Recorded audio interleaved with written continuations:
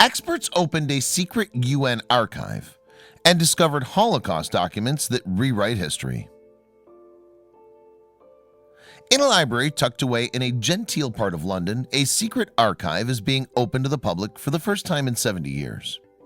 Inside are tens of thousands of documents, some dating back to the closing years of World War II. And what they reveal about the Holocaust could change history as we know it. Back in 1943, the world was in the grip of a terrifying war.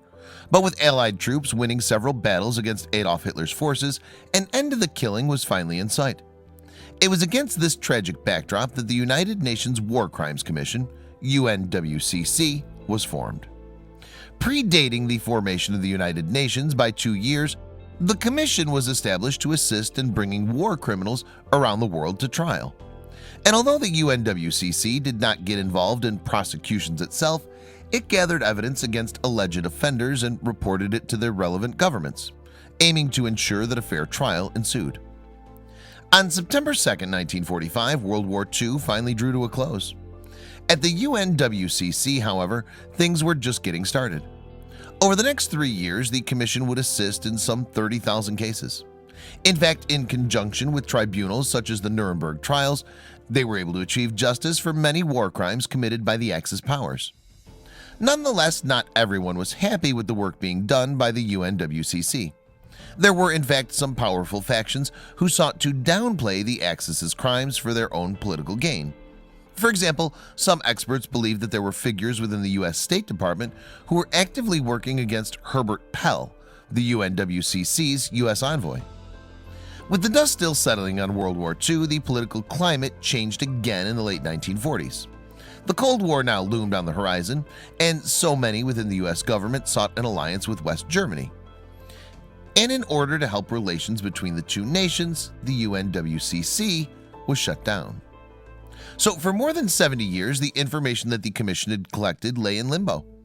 Only accessible to researchers who had the express permission of their government and the UN, the material seemed destined to languish in obscurity. Meanwhile, the world moved on. Over time, some sought to downplay many of the horrific crimes that had taken place during World War II. Senator Joseph McCarthy, in fact, tried to put an end to the war trials completely.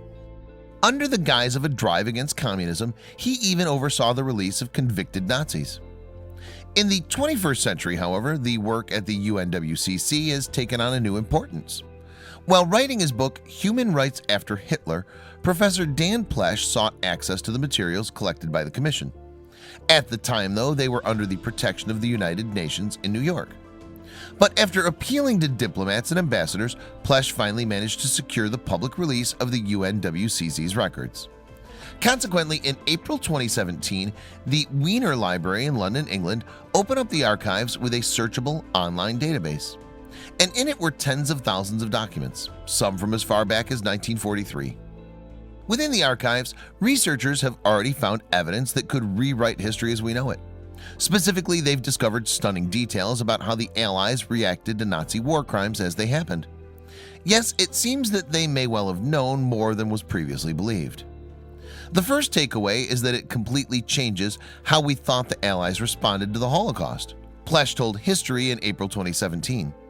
We now know that part of the Allied governments in London, in fact, brought criminal indictments against Hitler and his henchmen while the war was going on. In fact, the documents revealed that word of the Holocaust had reached the Allies as early as December 1942. By this point then, both the US and UK governments were seemingly aware that the Nazis had slaughtered some 2 million Jews. In fact, they apparently even made a public announcement at the time. Shockingly, however, it would take another 2.5 years before Soviet troops would roll into Majdanek in Poland. There they would discover the haunting crimes that would etch concentration camps into the public consciousness forever. So why did it take so long for justice to prevail? Apparently, the UNWCC had been hard at work behind the scenes during this period. In 1944, Nazi forces occupied Czechoslovakia had been responsible for a series of massacres. That year, the Commission attempted to deliver justice by indicting Hitler himself for these atrocities. It was more a political gesture than a serious attempt to bring him to trial, explained Ben Barkow, the director at the Wiener Library. I believe that under the auspices of the War Crimes Commission, you couldn't indict a head of state. but it was nevertheless an important gesture. Fascinatingly, these weren't the only wartime secrets revealed by the UNWCC archives. The documents have apparently also turned some other widely held beliefs on their heads.